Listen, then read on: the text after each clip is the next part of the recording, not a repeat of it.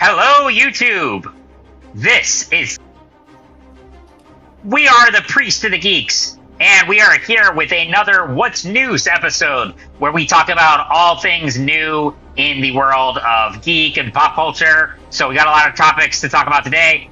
Very excited. I am one of your hosts, Kevin Schaefer, and I'm here today with one of my fellow geekologists, Evan Garcia. Evan, how are you today?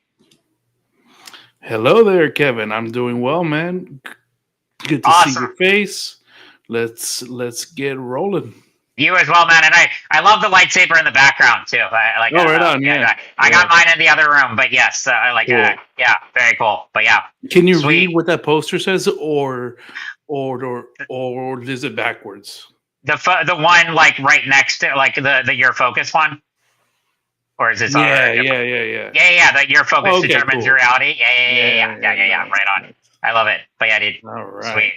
But yeah, well, we are going to be talking about a number of things today. Among them, kind of what's on the radar for the MCU this year. So we got a couple trailers there to talk about upcoming movie shows. I am going to be discussing the premiere of Severance Season 2, one of my favorite series right now. So we're looking forward to that. Evan will also talk about Squid Game Season 2, and probably some other potential Star Wars news. So we got a lot to cover, but very exciting things. But Evan, before we get to that, what are some other things you're geeking out on right now?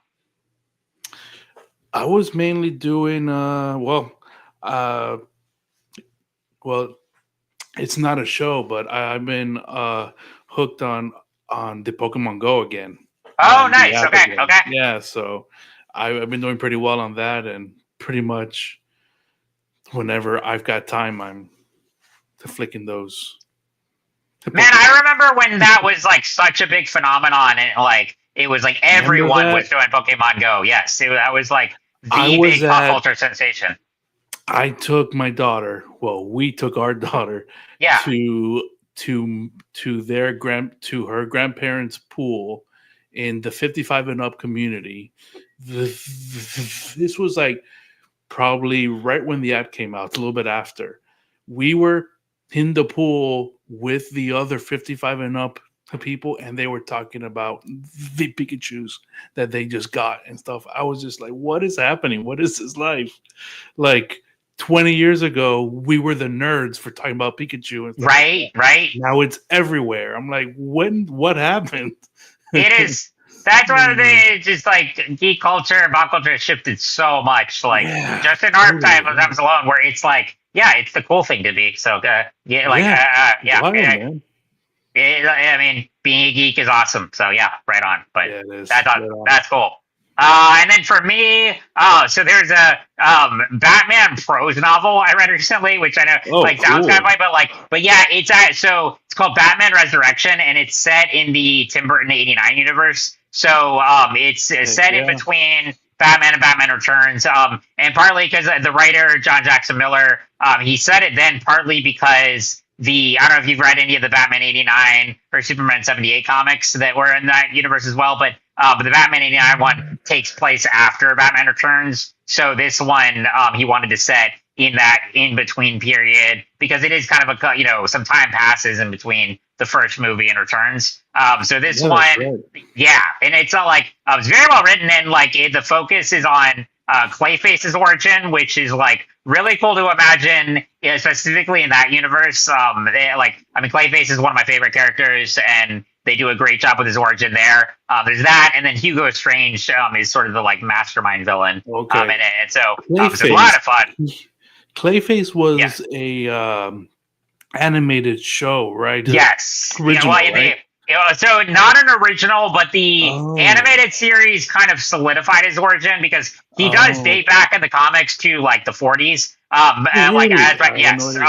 But the origin and and specifically the shape-shifting mutated aspect, all of that combined with the tragic story of him being an actor who's put aside and the appearance issue and all that whole origin was really imagined in the animated series. So yes, the version we know really stems primarily from the animated series, but there have been a lot of different versions of Clayface in the comics. over the years. So he does date back a long time, but in his original appearance, he was more. I don't know if you watched Batman Caped Crusader, the animated series that came out last fall on Amazon. It's really good, but that one is set in the 40s, and the way the character looks in that is much closer to his original. Yes. Okay. Yeah. So more of a human with like his face and based on kind of like the Bela Lugosi like horror films of that time. And then, but the big monstrous shapeshifter came on later. But he's still one of my favorite characters, and this one portrays him not as a full-on villain, but like, I mean, he is like, for a lot of time he's kind of like lured by Hugo Strange, but without spoilers, he just like becomes more. There's more of an anti-hero element there, and a really good redemption too. So so it's a really good book. I like check it out at bookstores. I like what they can do. I mean, because the author he's written a Star Wars novel, Star Trek. He wrote the Kenobi novel. Yeah, he did a Kenobi novel. Yeah, yes, exactly. Yes. That was the last. I think that's the last. The last expanded universe book I read before. Right, and it's still, I think, pretty popular because you can still get a lot of the legacy ones at bookstores and whatnot. So it's a good, cool, so definitely recommend that one. It was a lot of fun. But yeah, sweet, awesome. Well, I'm looking forward to getting into the topics today. So I think first off, we've got we wanted to kind of take a broad look at what's on the radar for the MCU this year. We've got a lot coming up. So the first thing is the upcoming Spider-Man animated series, which let me double check the title on there because I can't remember if they kept it freshman year or I know that was the original title, but like let me look to see. I don't want to get that wrong because I did watch the trailer recently. Let's see, where is the finding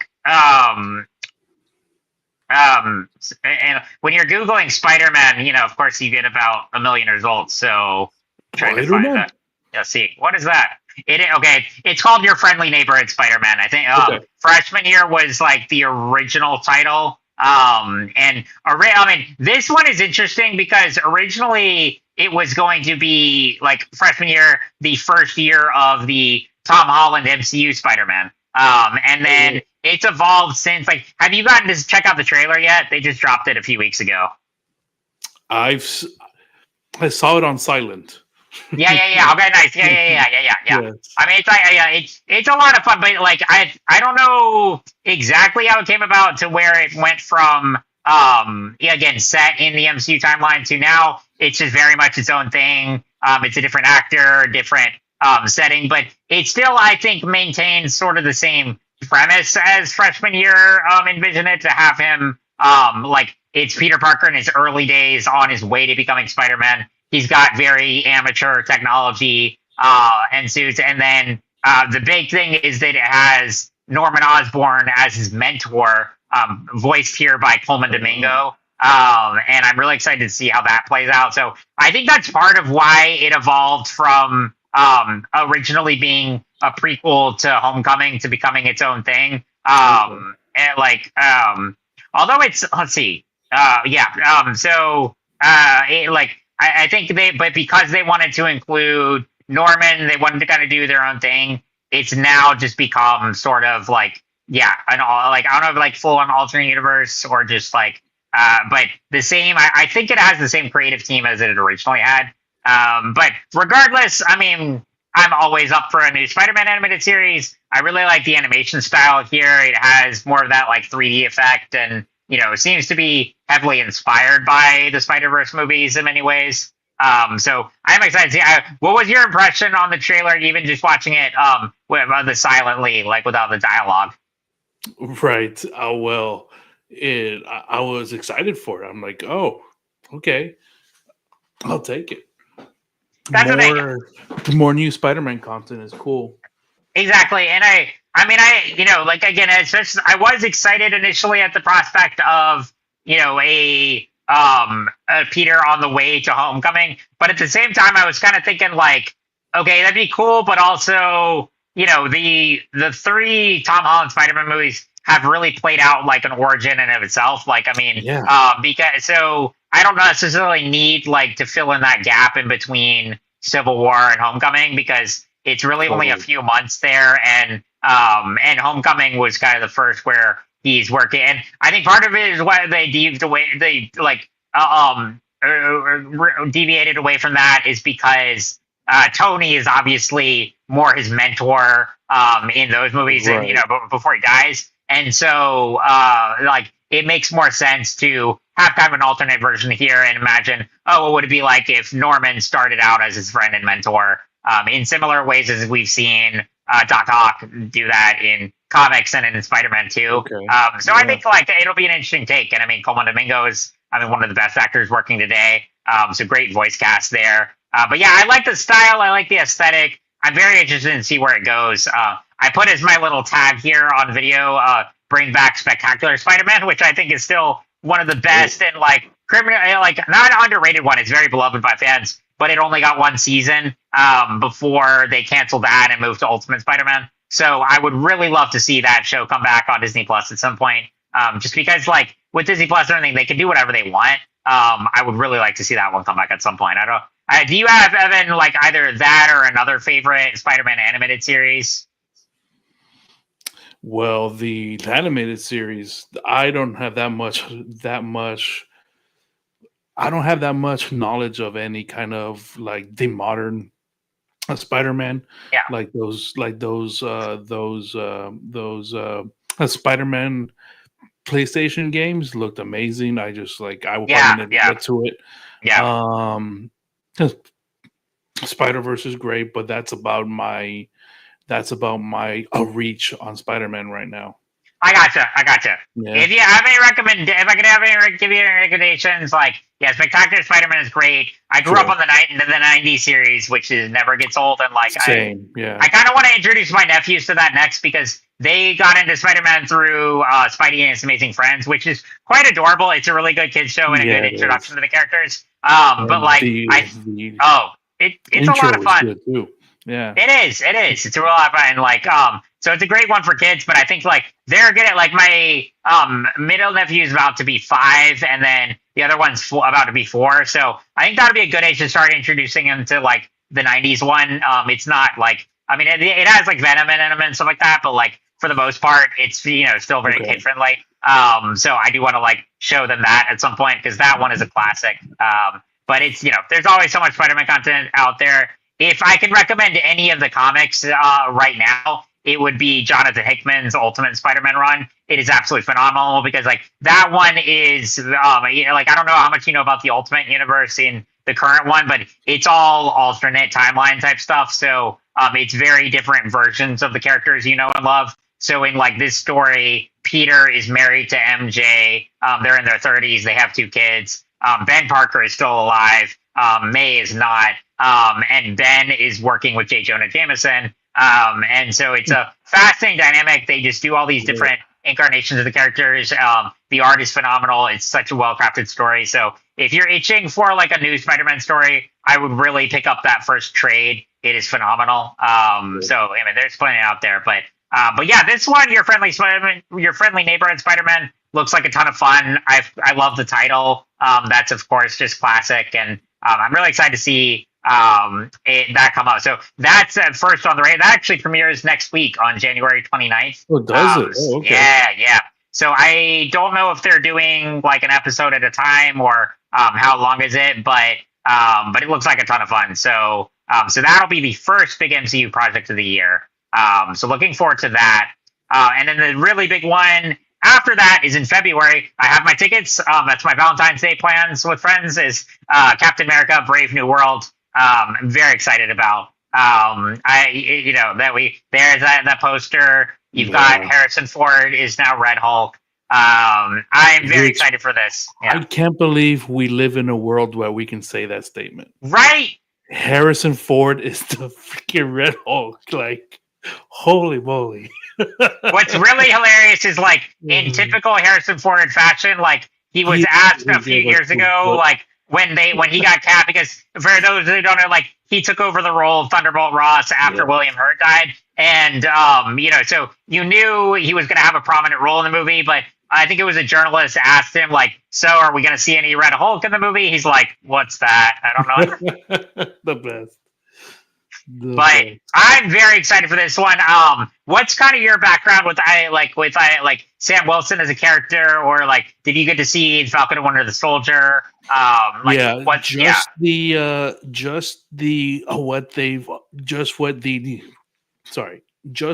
MCU has put out. The Winter Soldier and the main films and stuff like that. Which the Winter Soldier was all right. It was I felt it was a little weak.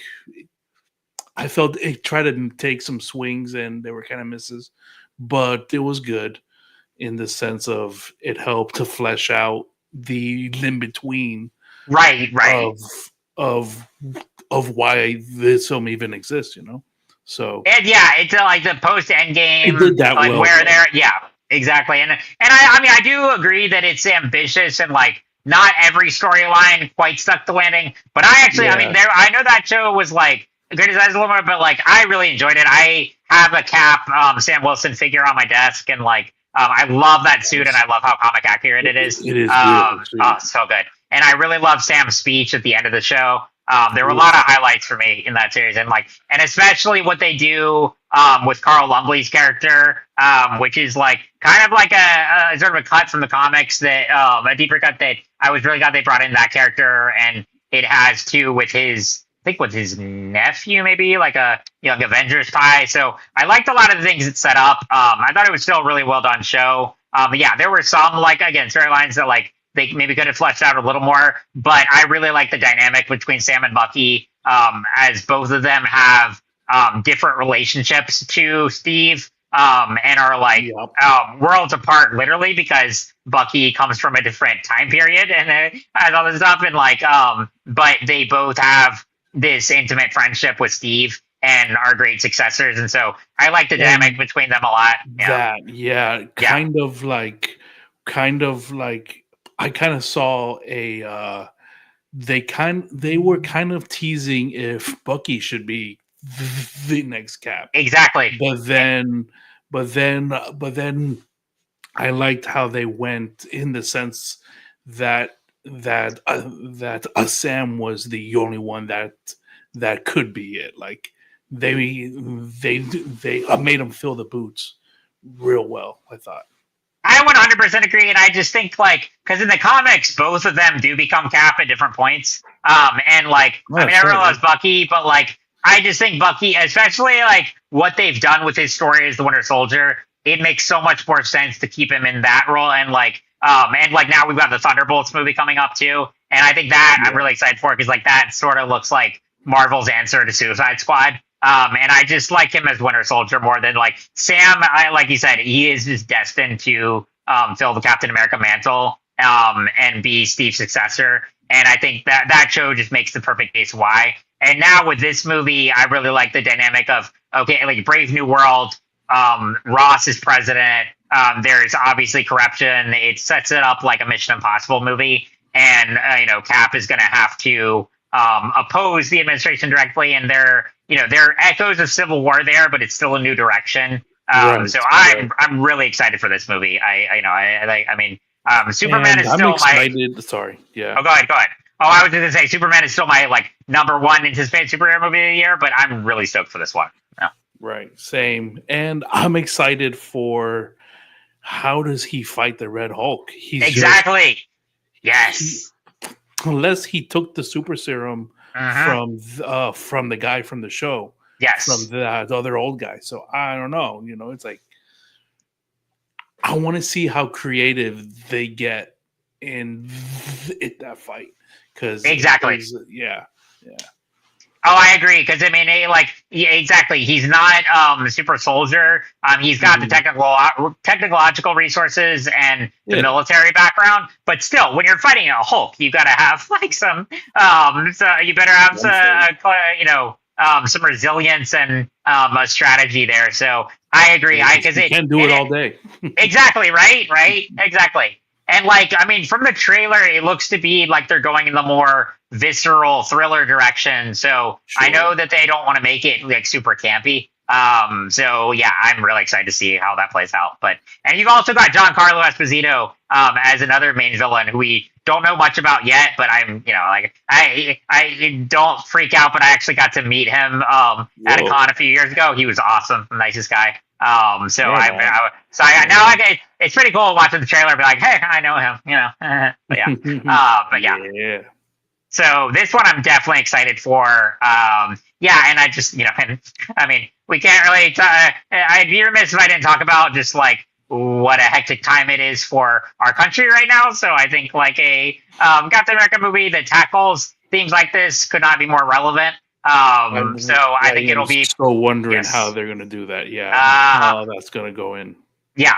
I mean, they were, obviously, I'm sure the script was locked like well before the election, but nonetheless, like whether they were going to know the outcome or not, all of those themes of what we're dealing with now were still very prevalent during the making of this. So you can't, and especially having a Black Captain America, in which they tackled a lot of the racial discrimination and themes in the series. I have no doubt that will be a theme here as well. Which the mainstream audience probably didn't see. So let's see how their reaction is going to be, Yes, exactly. So I'm all rooting for Sam. I love Anthony Mackie. So I'm very excited for this one. But I'm sure we will do a review once the movie comes out. Again, that is my Valentine's Day plan. So very excited for it. So that one I'm very excited for. And then, but probably I would say after my most anticipated Marvel project this year has got to be Daredevil. Even more so. Of course, I'm stoked for Fantastic Four, but we haven't seen a trailer yet. And like I said, Thunderbolts looks really good. But Daredevil is my guy. Again, to brag a little, I got to meet last year Charlie Cox, John Bernthal, and Deborah Anwell. So that was pretty amazing. I did. I know. I didn't pass out, especially with the latter. I'm not gonna lie, I have a big crush on her. And she was, and she's awesome. But like all three of them were awesome. They were just like nicest people, and like, but yeah. So now I've met Daredevil, Punisher, and Karen Page. It was pretty awesome. But Daredevil has always been like, I love Spidey, but like Daredevil even more so. Just like the stories and the character himself has always been my favorite Marvel character. I love the faith themes in it being that they have never shied away from his Catholic roots and how that plays into his philosophy and to his becoming a superhero. And then also, just as Batman lives the double life as a philanthropist and a vigilante superhero, Daredevil also, Matt Murdock, is the lawyer and the superhero who kind of knows both sides of the law, and he does everything to, stand up for justice and to punish evildoers. And he has his code. And the Daredevil show, I think what I love about it most, before we get into Born Again, with the 3 seasons we got originally on Netflix, now they're on Disney Plus, is they went through a lot of creative changes there with showrunners. Like Stephen DeKnight was the showrunner of the first season, and before that, Drew Goddard created it. And then there was Doug Petrie and Marco Ramirez did season 2, and they did The Defenders. And then Eric, I'm gonna have to look up his name in a second. But there's another guy who had come from Arrow, who did Daredevil season 3, and I was really impressed with. So with all the showrunner changes, it really comes together as quite a cohesive show, which is really impressive. You don't get that a lot because, you think about like Walking Dead, you can tell how much like creative difference there is, like when they changed showrunners like quite regularly. So that's one of the things I love about the show is just there's like really creative. Eric Olson did season 3, but there's really like creative consistency there. Which I really appreciated. But yeah, so when they announced Born Again, it went through multiple things. Like originally they said it was going to be a full reboot. I'm really glad that it's not. I mean, it's still a reboot in a sense of okay, we haven't had the main series in a while, but I'm really glad that it is going to be in the same continuity. I'm sure there will still have to be kind of like intros, and the premiere will feel more like a pilot, which I'm okay with. But I'm really glad that it's building on the narrative before, because especially because season 3 leaves it on a cliffhanger with Bullseye's origin, and he wakes up at the end. There's a lot there, and then like with Karen, Foggy, and Matt kind of rebuilding their firm. There's a lot that they established there. I'm glad that that's not getting washed away. But yeah, they dropped the Born Again trailer. Well, sorry, I've been rambling here. So what are your thoughts on it? What's your background with the character, Evan? With the character for Daredevil, I didn't know about him until the Ben Affleck version back in the 2000s. Okay, yeah. I was like, who is this red guy with sticks? Like, what is yeah. And then that movie was that movie, and then I was like, okay, cool, okay. I'm about to say not the best intro to the character, but yes, yeah. Yeah, so, and then when the Netflix show came out, and it was like the side project for the MCU, it was like it was kind of, at least I felt in my circles I was in, like it was a novelty, like, ooh, they're doing Netflix or something. That's cool. Yeah. Because they were doing the Agents of S.H.I.E.L.D., but this is Netflix. Like, oh, okay. Yeah. So, and that was a special time for me because I remember watching that series as it was coming out, or as it came out, that first season. And I remember feeding our newborn and watching it while she was eating on those late night feedings and stuff. Yeah. So I have a little special that has a special place in my heart, and I loved it.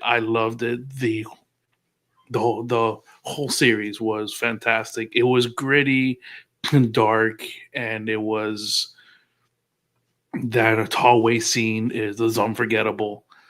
So brilliant. But then after that, I was excited where they left off in season 3. Like they kind of tied it up in a bow, but like you said, with Bullseye, they let some strands, and I was satisfied. I was satisfied with the show, and then when I heard that this was coming back. And then when they said that it's going to be a continuation of it, I said, perfect, please, yes. And thank you. And that they were bringing back everybody. I was like, good, because man, that scene, where Kingpin decapitates that guy with a car door. Like they had one of those every season, and I was like, okay, so what is going to be the next big violent thing? It's like I can't wait to see how creative they get and see if they try to top that hallway scene, which I thought was so cool, which they did in every season after that. So it was amazing. They set the bar so high, and then they just kept getting better, action wise, and it's so visceral. And what I love about this trailer is like you expect it to be like all action stuff, but a lot of the trailer is Matt and Kingpin talking there in the cafe, and it just builds up the tension even more. Because did you get to watch Echo last year? Yes. Yeah. So I enjoyed that one a lot. That was fun. If anything, I wanted it to be a little longer, but I did really enjoy it. And what if you remember in the post-credits scene in that one, they set it up as Fisk going to run for mayor of New York. So, which is just like, he's going to have now, yeah. Yes, so he's going to have more power than ever before. I cannot wait to see how that unfolds. And like I said, you bring Punisher back. You've got Karen and Foggy, and like you said, I'm so glad that the cast is back because no one else really can play these characters. He's just perfectly cast across the border with Vincent D'Onofrio as Fisk, Charlie Cox as Matt, John Bernthal as Punisher, Deborah Ann Wool as Karen, Eldon Henson as Foggy. They're all just so impeccably cast, and they look so much like in the comics, and I love what they bring to the characters. So I'm just so glad to see all of them back together, along with looks like new characters. I cannot wait for this one. So this comes in March, but what you said. Yeah, right. But I would like to add, I forgot. It just hit me now, and I had to I looked them up. The directors of this is Justin Benson and Aaron Norton. That's right. I didn't know about them until I did an episode with Will just a few weeks. Probably a few months ago now. Yeah. On The Endless, their film The Endless, and I was blown away. And I love their style. I've seen in a few of their things since then, and they have that independent auteur, artsy but not too artsy kind of style. And I'm so excited to see what they did, because they did Moon Knight, and that was Chef Kiss. So I'm super excited about this. I didn't even know that. That's a great point, because I remember them doing Moon Knight.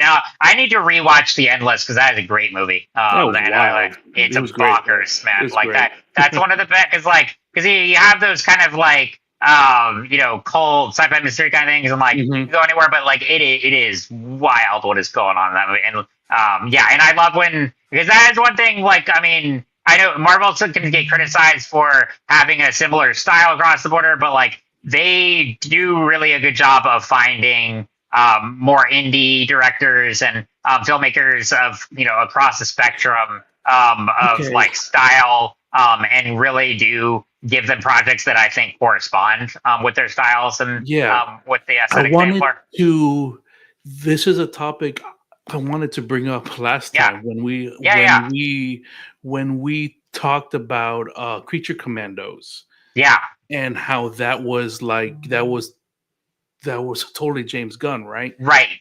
And what it seems like what the new DC EU is doing, they are going that way of they are letting the directors and the writers probably too, but shine and see what they do, and then they fit it into a canon of what they're doing.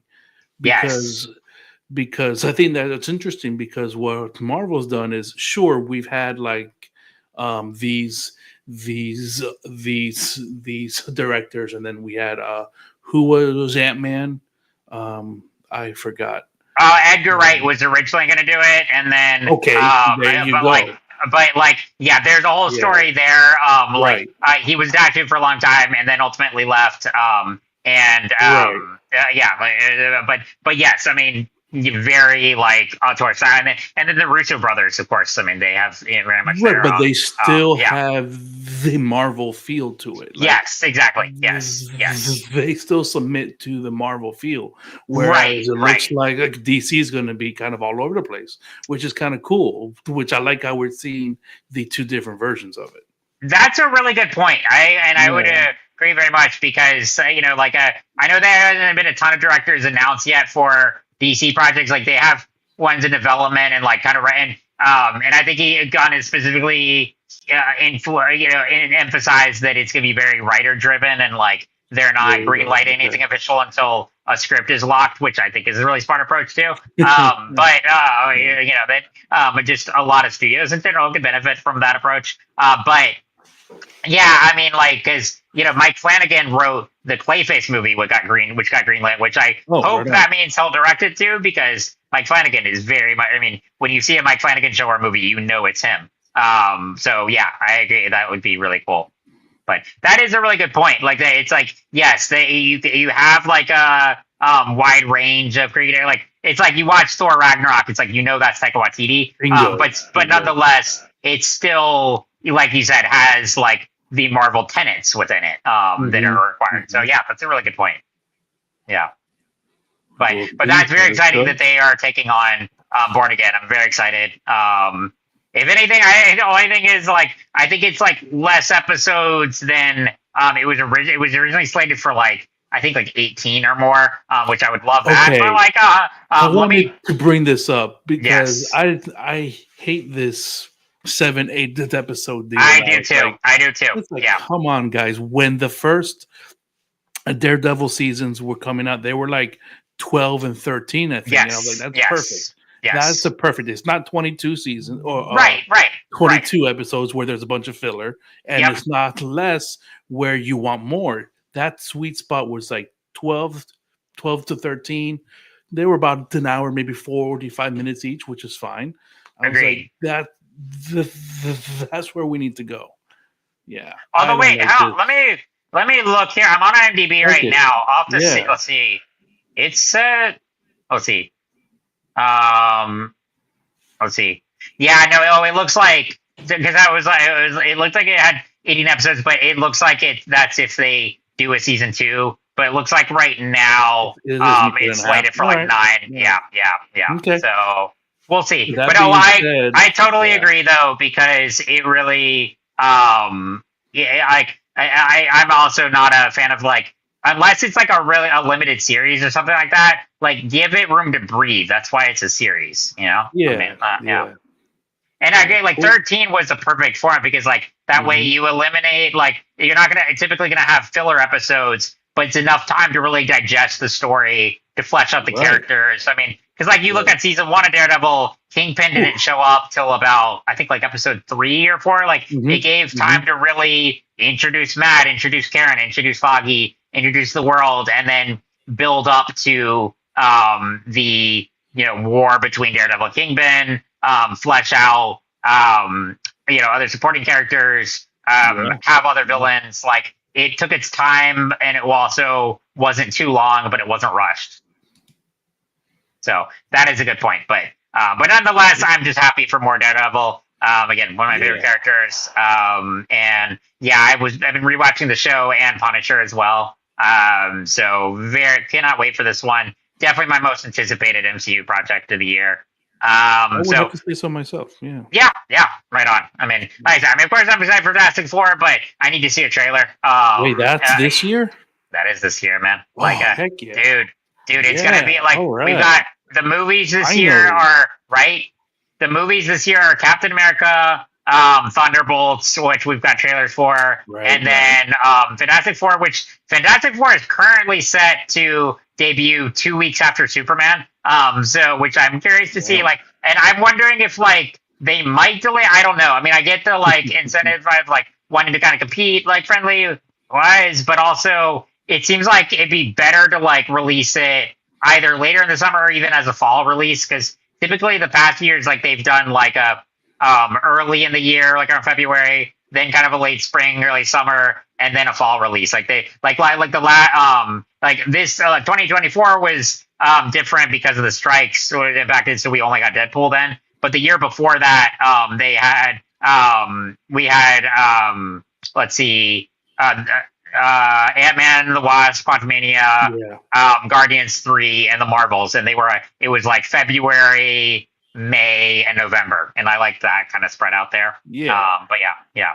So, and also we got Joshua popping out on the chat here, says also like, he likes the 5 Days season 2, just as long as it takes a show to tell the story that the writers want to tell. The writers should have all the say in how long their series needs to go. I 100% agree there. I think writers should have that priority.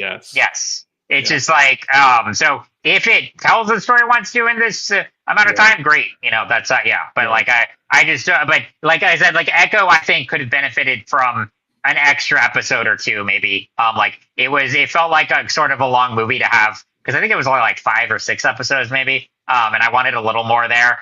So it just depends, like project. But yeah. Joshua, we love you too, bro. Yes. Glad you're enjoying. So yeah, those are 3 of the big MCU. I guess just like a little else, like what's coming up this year. So those are the movies. I don't know if it's World of Wakanda or Eyes of Wakanda. That's an animated series coming. That's coming later this year. We don't know any story details there, but I'm just excited. One of the main reasons I'm excited there is Mark Bernardin is a writer on it. And I'm excited to see, I don't know if you know him from Kevin Smith and his podcast. He's been a TV writer for a while, but he's an entertainment journalist turned screenwriter, and him and Kevin Smith host Fat Man Beyond. So I'm very excited for that. Like I'm all for more Wakanda, more Black Panther universe. So I'm really excited to see what that entails. There's also going to be Marvel Zombies, which I'm really excited for because that was one of the best That's episodes this year of What too? If. Okay. Yeah, man. There's a lot this year. In some ways, it seems like it might be like I don't want to say like too much, but also like I do like some time to breathe. Marvel does it well. Yeah. Marvel floods they flood the airways, but I think they do it well. Like Phase 4 had its ups and downs, but I think overall the output was a lot, but it was pretty good. It was pretty good, and I trust them now. That's fair. Yeah. Sure. With Lucasfilm, I think that's a different story. I think they need to pull back a little bit. And we will get into that too. Exactly. Cool. Because the only other, so we got all that, and the only other show is Ironheart is set for this year as well. Which perfect. She was introduced in Black Panther 2. So I'm excited to see what they'll do there. Yeah. I love that. Yeah. I love Ironheart. Yeah. Yeah. Sweet. So a lot of good Marvel stuff coming out. If you're watching right now or you're listening to this later, pipe in on the comment section or on YouTube, or jump in on Discord. We would love to hear from you what you're excited about. Anything we missed there. So really cool. So I think that anything else you want to say on Marvel stuff before we move on to the next subject? No, that you made me super excited that I didn't realize that much was coming out this year. So dude, it's I think especially because last year, we had some shows, but since we only got one movie because of the effects of the strikes, now they're kind of making up for that. Cool. Right. Well, let's move on to yours, because I've been wanting to do it, but I have not bit the bullet on the Apple TV Plus. So, dude, this is the sole reason. Oh man, this is the sole reason I resubscribed to Apple. I've been waiting for Severance season 2 for a while, and this is a show. I remember. I think the first time I heard about it, because it premiered in 2022, and I had heard about it from a friend, and then my Star Wars RPG group from church were talking about it, and they were like, "Oh, you got to watch this, it's so good," and it sounded like a really interesting concept. I love Adam Scott, so I want to check it out. And so, I'll give just as far as the the overall concept behind this show is: imagine a world where your work life is completely separate from your personal life. So when you go to work, you know nothing about your outside world. So you could go to your job at this office at the Lumen Corporation, and due to a severe operation that you volunteer for, where your your work personality is separated physically from and everything from your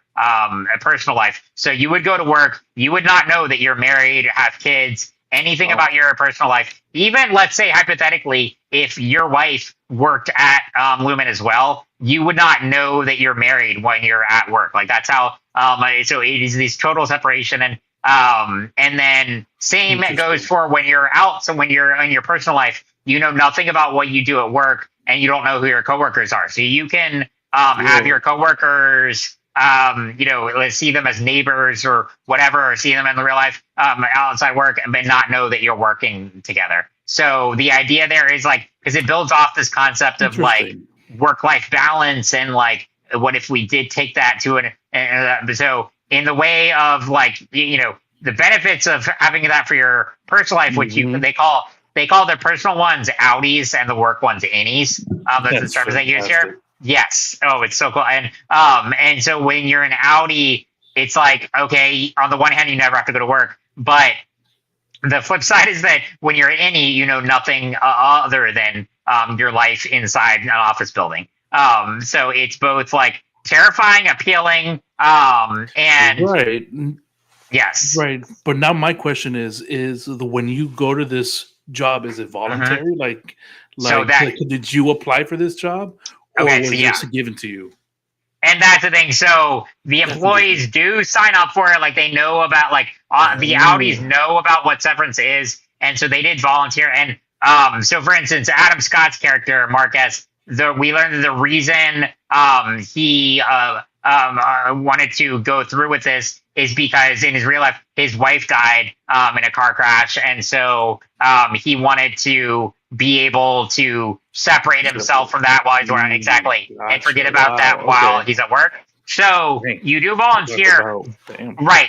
But if an employee, if an innie wants to get out, their Audi has to give them permission to. So they have this whole system where they have to like send a video. And that's one of the really fascinating things is one of the other main characters played by Britt Lauer, who we meet in the pilot. And she's like terrified because it's her first day of work and she has no idea what's going on. Like when you start as an innie, you don't understand anything. And they have to explain everything to you. And she wants out, but for reasons we learn at the end of season 1, her Audi denies her the reason, so she's stuck there. And she tries all these things to get out and can't. So it is. So to answer your question, it is both like yes and no in terms of like autonomy they have, and that's the kind of fascinating and the moral and ethical dilemmas that stem from the Lumen Corporation and the Severance procedure.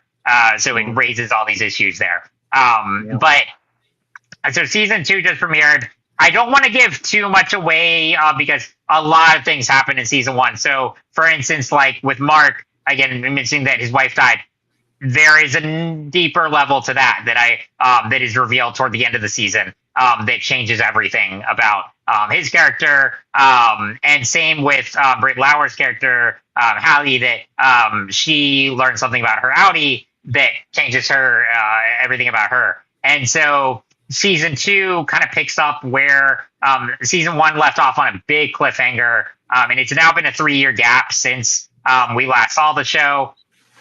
And so it's been a long wait, but so far it's been well worth it. I'm really excited to see where it goes from here. But yeah, basically the main characters in the show started kind of a revolt against Lumen Corporation in season 1. And now season 2 is continuing off that storyline. But what is happening so far is the corporation is apparently or seemingly trying to respond to the complaints of the people who led the characters who led the rebellion in season 1. So instead of just eliminating them, they're trying to adapt and make the experience of work at this corporation more satisfying for the innies. So as such, without any spoilers, the main characters decide to stay there, and that's where we're kind of at with season 1 with the premiere. But oh my gosh, it is such a fascinating show. There's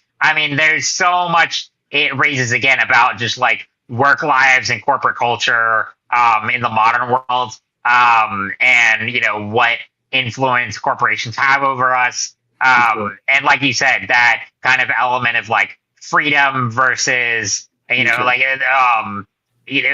what constitutes as freedom here. Because obviously there's a lot of criticism toward the Lumen Corporation through the Severance procedure on the outside world. But for the characters who are in there, do they have a chance to get out? Do they not? And that's what I think it's delving more into.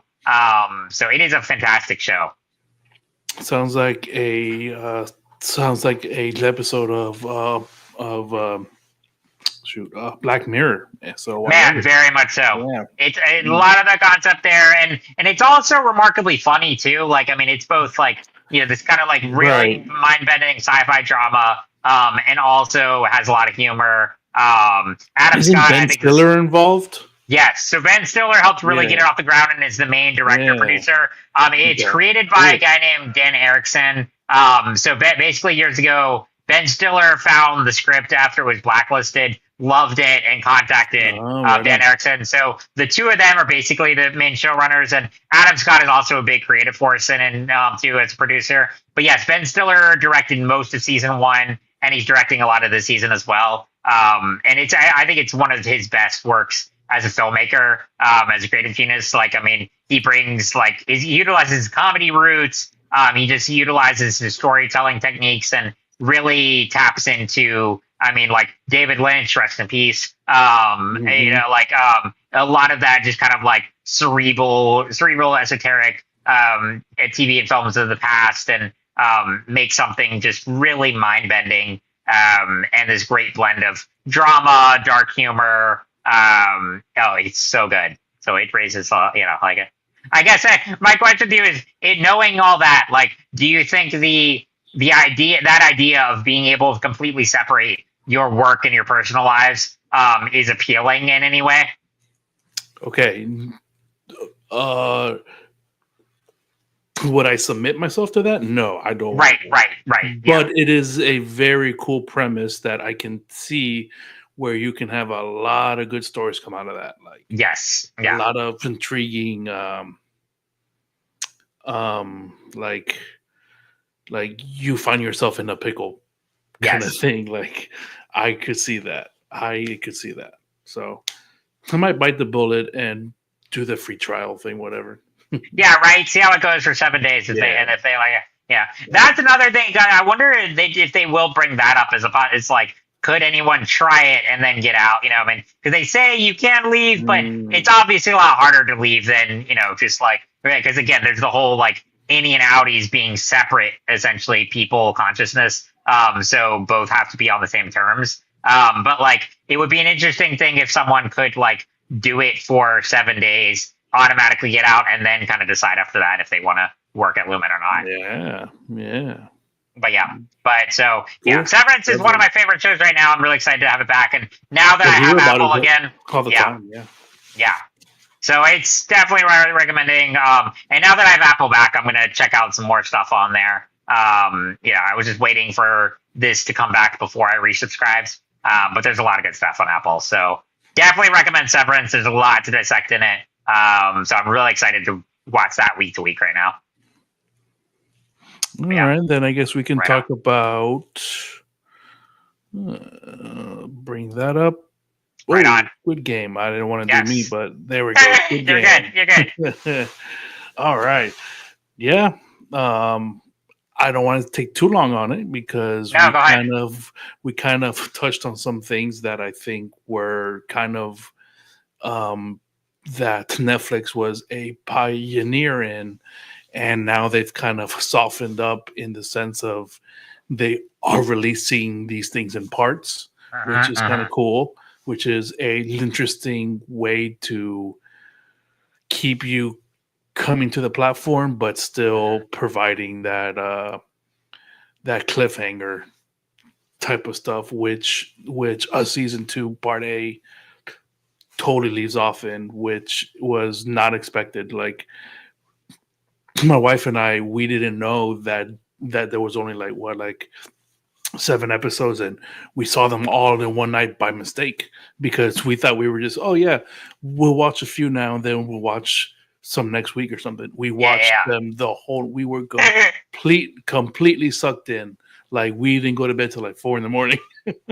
We were like, wow. I didn't think that they could raise the stakes from the first season. Yeah.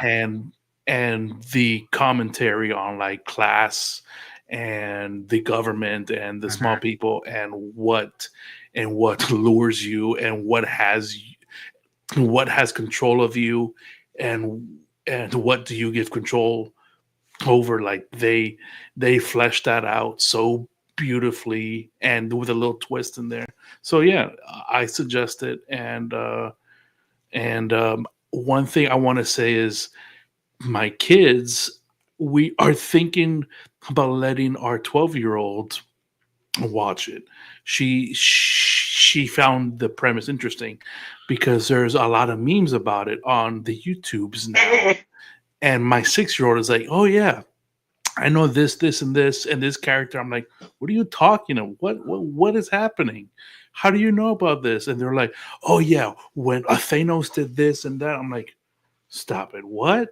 I'm like, okay, well, you're not watching it. You could watch it probably, but maybe start with Hunger Games and then go from there. But yeah, because it is like Hunger Games. Our 12-year-old loved Hunger Games. Yes, nice. You're right. That was a primer. That was a primer for this. Yeah. So good stuff in Squid Game.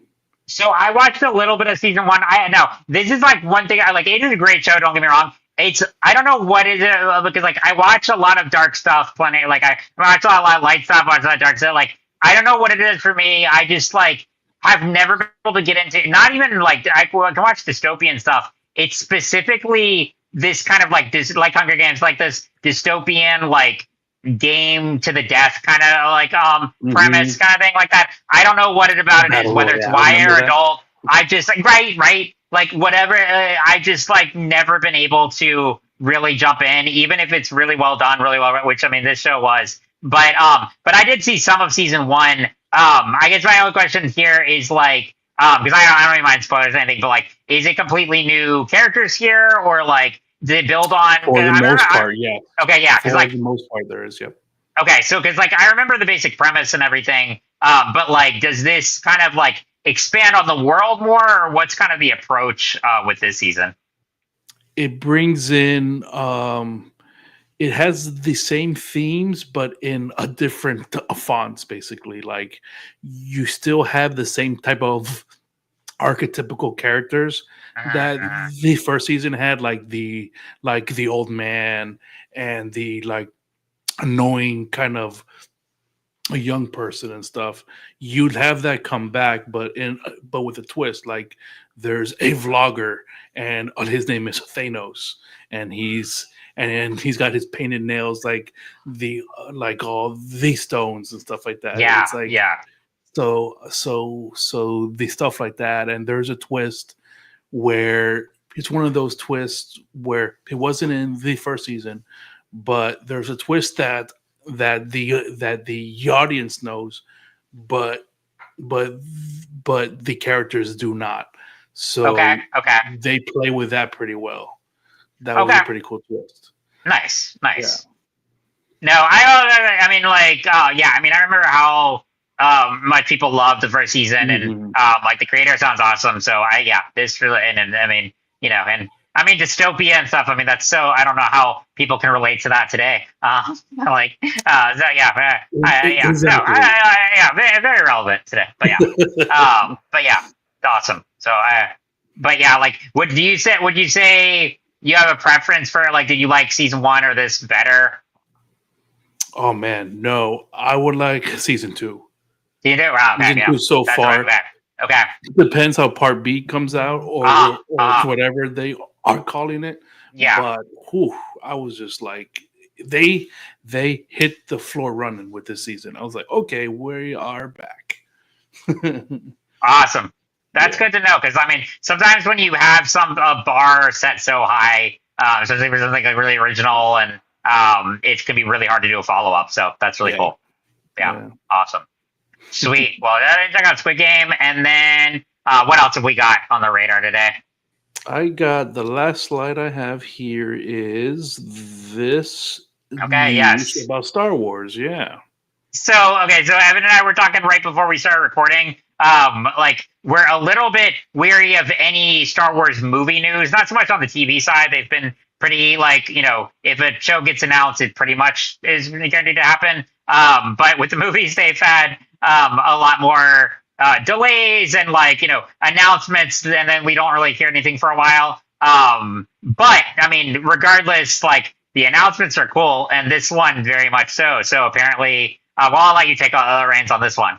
Yeah, so the announcement is that Sean Levy has a Star Wars movie coming out. It's not officially confirmed, but it's probably going to happen.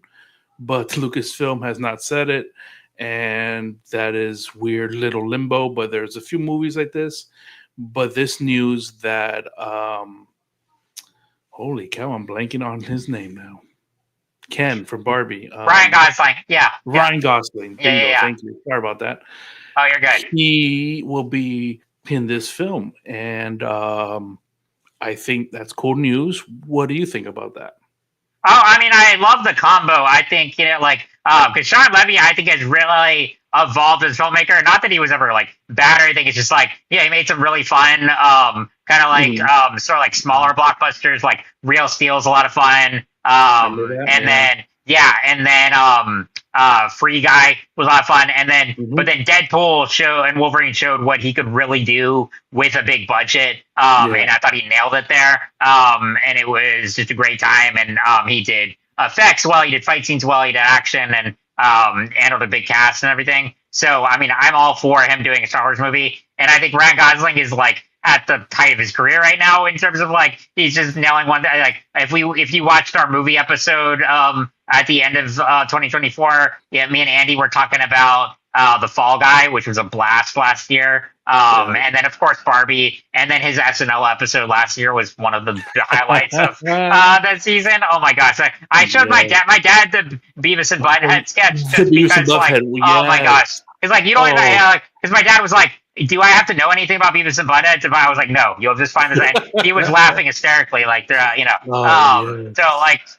am all for Gosling's like, and I mean, just like look at him. He could, I mean, even though we know nothing about what this movie would entail, I mean, Ryan Gosling could be a Jedi. He could be, like a soldier of some kinds, whatever. There's a million ways they could go with this. So I am all for it. But like, yeah, I think, but we were also, I mean, we were laughing at the fact too, like you and I saying that, they have announced a lot of Star Wars movies that haven't come to fruition, but at the same time, we were talking about how, like, we have an embarrassment of riches with the Star Wars universe. Like, yes, there is like, and I get really annoyed at fans that just say like, Disney ruined everything, blah, blah, blah. I'm like, okay, no one is telling you have to watch everything every piece of Star Wars media that comes out. You're allowed to pick and choose, and you don't have to like everything. So if like the sequel trilogy isn't your thing, that's okay. There's also Mandalorian. There's also Andor. There's also Skeleton Crew. I mean, there is an embarrassment of riches that for a long time we had nothing. So just enjoy the fact that there is more Star Wars content coming out and being developed, and that's okay if every little bit of it is not your thing. You can still watch something else. You can still, but let's just enjoy the fact that we have this much Star Wars to enjoy. Exactly. As much as I don't like when a project goes to the wayside, I'm still like, I check myself. It's like, all right, we are still here. We still have everything else, and we still have other things that we don't know that are in the works. But as for the character, as for Ryan, I don't know. He gave me pause. I was just like, is he too good for Star Wars? It's like, I think because I put him at the level of actor like Tom Cruise almost. Like, it's right. When he's in a film, that's his film. And yes, I think when he was in the Barbie movie, that was a commentary on that exactly, on how he had to be submissive to that. Right.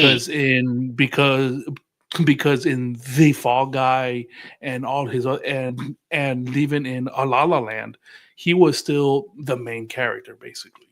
So I think, but not just the main character, but it's like, this is a Spike Lee joint, it's like, yes, it's a Ryan Gosling joint. Right. Yeah. And I'm all for that because I liked it when, and this brings up a change in how Star Wars has been created, as in like, it's just been George Lucas for almost 50 years. But now we're seeing these different voices coming in, and we've seen it through the writing and the directing of the different shows, but we've never seen it like where the star takes the lead in the movie. Because we had Solo with Woody Harrelson, but I don't think he's that top tier. And even then, it's like supporting character. Like you look at the front runners, like the guy who played Han. That was like his first, Alden Ehrenreich, that was his first recall. You look at Daisy Ridley, John Boyega, Oscar Isaac. Like, I mean, Oscar Isaac's huge now, but like, but when Force Awakens came out, it was like that was their for all three of them like their first big movie.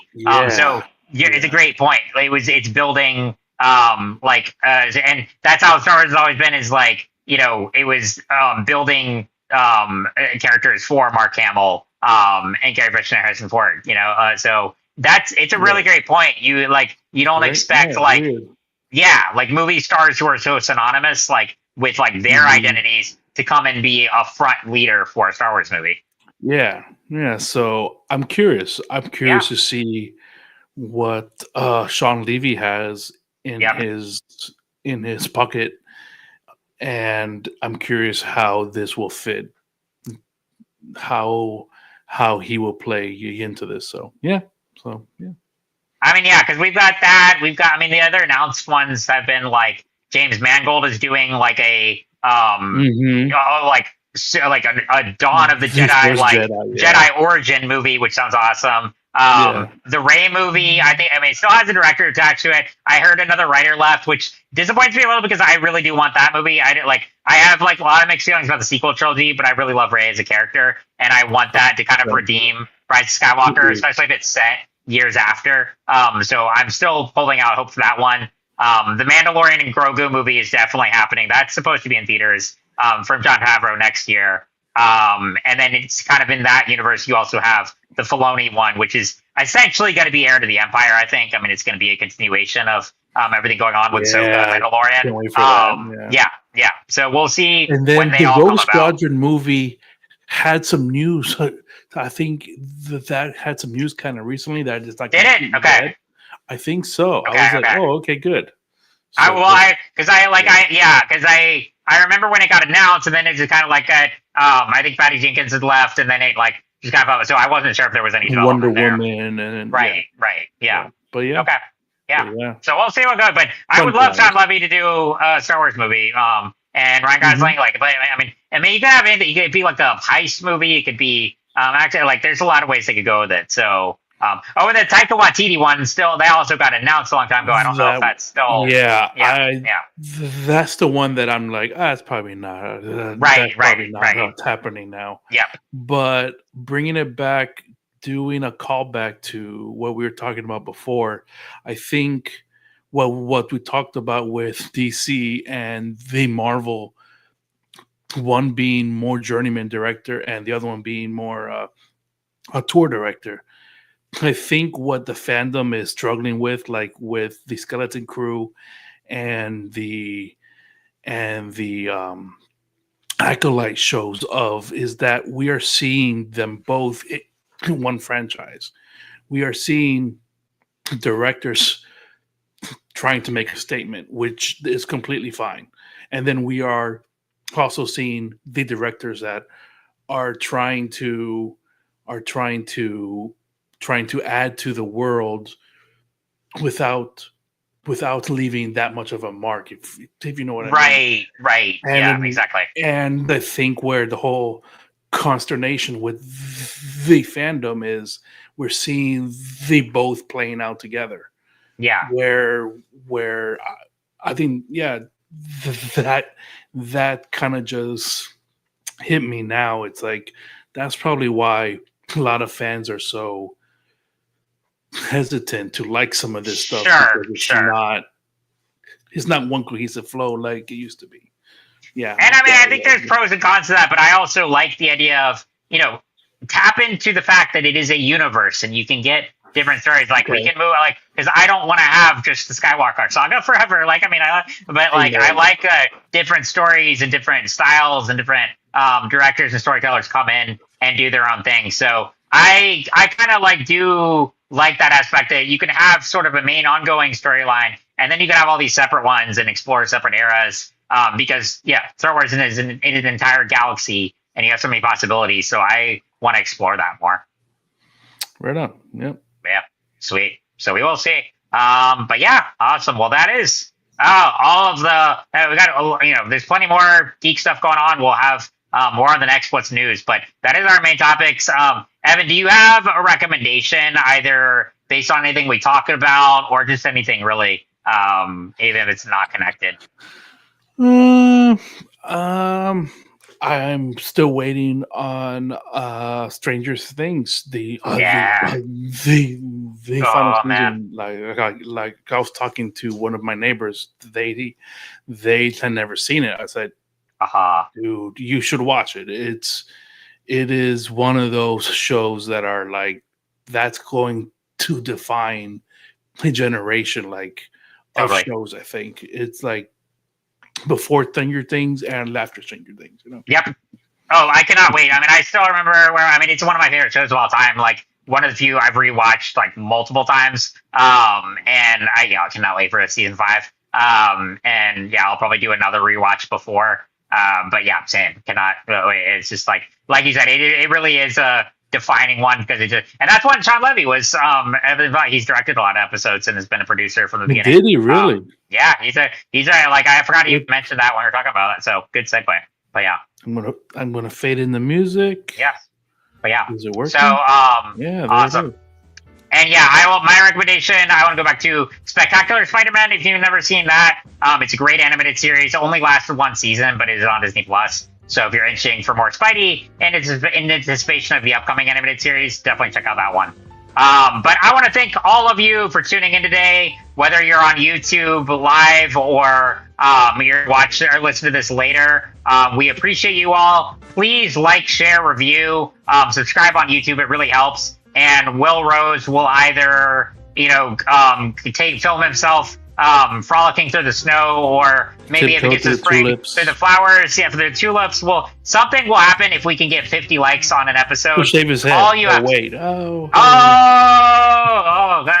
Yeah, he's probably watching. Sorry. Hey, Evan said that one. I did not, Will. So, yeah. But yes, do like and subscribe. We want to thank all of our Patreon subscribers. And again, we thank you so much for supporting us. And remember, we are all a chosen people, a geekdom of priests. We will see you next time. Peace.